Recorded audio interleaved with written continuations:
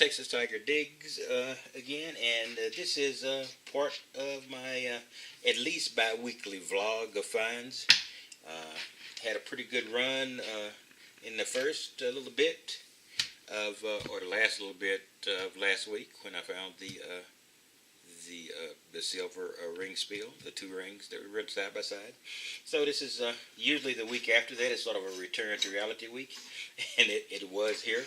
Wasn't a lot of good finds out there, and this was probably only an accumulated hour and 45 minutes to 2 hours of hunting in areas I pounded pretty good, but I am still getting finds out of there, so I can't really say that I've in any way exhausted these areas, and I believe it's almost impossible to exhaust any average to large area. So I just went out and the first 2 days were basically all with my old friend, the AT Pro, and had pretty good returns. A couple of quarters, a couple of dimes, and a penny the first day, and then another quarter, another dime. So not a bad little return for just a little bit of hunting.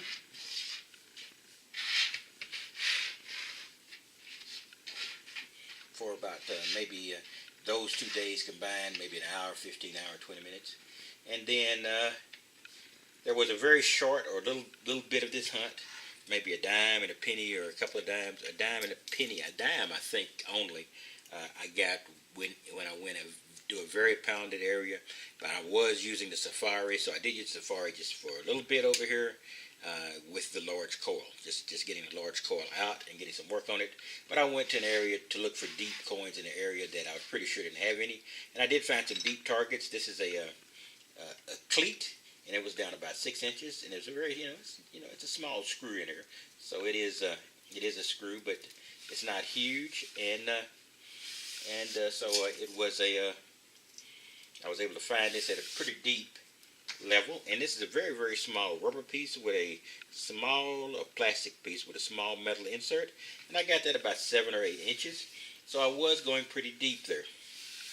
Also, when I went out to the sit and chat park, which is a piece of this, I've sort of combined them into one at this point, I did find a half of a toy helicopter. I think I actually have that on video, but unfortunately I was using the set of glasses that show a little bit high, so I couldn't really get down and see the targets. I usually have to compensate when I wore those glasses, but I was used to wearing the others, and I didn't get very good results. So, there was a toy there, and, I was getting a lot of these at the previous park. It's the first one I've got out of what I call the sit and chat park, and it looks like a bear or a wolf, I can't really tell. Maybe a wolf clip. Can't tell, bear or wolf. I think that's a fat face. I'll say a bear clip for a Boy Scout. I call it a bolo, one of those little slip ties that fall off so frequently. I've got so many from the other parks. And this is, I really haven't been able to discover what this is, but it's just a dog tag. And a couple of, aluminum spike of some kind, and this had a great sound, but it's just I'm not sure, it's a piece of some kind of pipe, maybe brass, and so we get that out of the way. So that was the first couple of days with mostly the AT Pro, and then the last day, which was today. So I'm going to end it here because I'm coming into the weekend, and I'd like to put in, it might rain tomorrow, which will be, it's not Thursday, so Friday, Saturday, and Sunday would compile my next vlog insert. Like I said, I never dig until I find anything. I have a set limit or a range of time. If I don't find anything in there, I don't find anything. And I went out with the Safari and the big 13-inch or the big Coiltek WOT Coil. So 20 inches, and it's a huge coil, and I wasn't swinging it long, so it wasn't a big stress for me. I'm a pretty big guy, so swinging it for an hour or two is not bad. I probably got maybe 35, 40 minutes to an hour out of it, so let's just say make this all about 2 hours and 25 or 30 minutes to hunt. And I got a couple of quarters here. I'll just stick it back over here with the pile. And I got a couple of more dimes. And then I think all of these are either think most of these are either copper or not, or zincs that aren't crusty. And I found another aluminum spike, and it does have a ferrous head on it. So it does have a little bit of ferrous material on the head, but mostly aluminum spike, and that's what I read. And a little rusty piece of metal that also read very high, of course. A little piece of aluminum, a bracket of some kind. Another little piece of metal, and this looked very, very interesting because it has a golden hue to it. I haven't figured out what it is. It's not gold plated. Could be brass,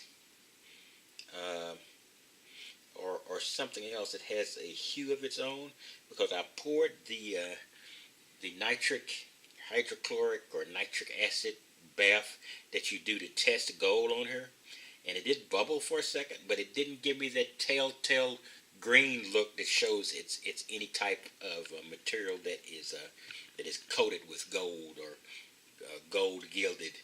But it's very, very light, so I'm thinking it's just a piece of maybe plastic or brass or something like that, and another rusty piece of wire. So that's basically it. I'm going to probably just see if I can hook up a few videos in front of this. If you don't see any, you'll know that I didn't find anything worth really videoing. Like I tell you before, I really don't just create video for video's sake. Not something worth video, and then I'll just give you a roundup. And this is about a little less than a couple of bucks worth of plaid, so not a banner wheat. And I did have a keeper. I always keep the Boy Scout clips or the Boy Scout things. I don't know what this is, but I don't think it's worth anything. But just in case, I'll throw it in, and maybe I'll test it again with my acid testing solution. In any case, that's all I've got for this detecting vlog. Like I said, I did appreciate the chance to get out with the WOT coil. It was going deep. I was having a little bit of trouble pinpointing, but no more trouble at pinpointing with the standard coil. There's a subtle difference between pinpointing even with the pinpoint button. There's a subtle difference between doing it with the Safari and with most of my other machines. I can pinpoint precisely with the Expedeus without ever using the pinpoint button. Just boom, boom, boom, boom. I know exactly where it's at. And I probably know exactly where it's at with the Safari at least 65 to 70% of the time. But sometimes I'm over a couple of inches, or I might just miss a dig and then have to go into a sidewall. So that's an adjustment for me.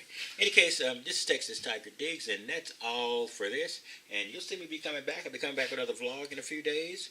If I find something great, it'll be a lot earlier than that. And I will. I'm still doing my reviews. I've got a couple of more reviews to do on some things that have come in, and you'll probably be seeing those in the interim or after the next vlog. More than like at least one or two in the interim. In any case, this is Texas Tiger Digs, and I will talk to you later, and you have a wonderful day.